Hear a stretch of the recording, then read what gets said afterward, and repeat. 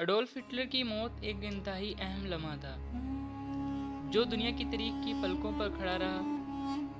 वो 30 अप्रैल 1945 को Berlin Germany में आखिरी दुनिया जंग के दौरान मौत की तरफ बढ़ रहा था। दुनिया जंग के आखिरी सालों में जर्मनी की हालत नाजुक थी और एलिजाबेथ काउंटी, जिसका पूरा नाम इवा ब्राउन, इसकी सेक्रेटरी थी, ने अपनी डायरी में इनके आखिरी दिनों के बारे में अहम तफसीलात रिकॉर्ड की थी।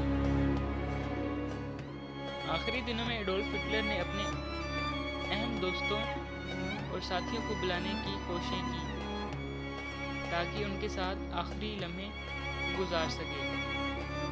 इन्होंने जनरल कारगिल को बुलाकर इनसे बात की और उन्होंने जर्मनी की शिकस्त की तस्दीक की। अडोल्फ हिटलर की तंग कारंग बरसाती मौसम में हिल गया था और बर्लिन के शहरियों की तरफ से शहर को छोड़कर मिलने की मुखालफत हो रही थी।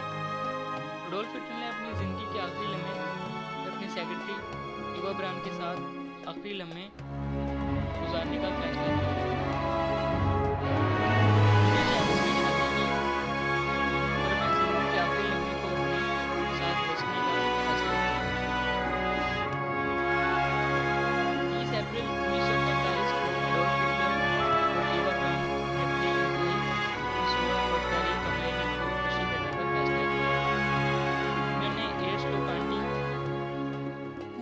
जलाने का फैसला किया और आखिरी लम्हे में खुद को गोली मार दी।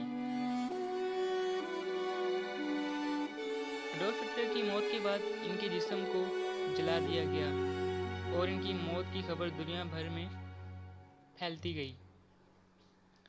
जर्मनी की हार के बाद वो एक सियासी तब्दील शहर बन गया और दुनिया की तारीख में एक इंतहाई अहम मौका भी बन गया।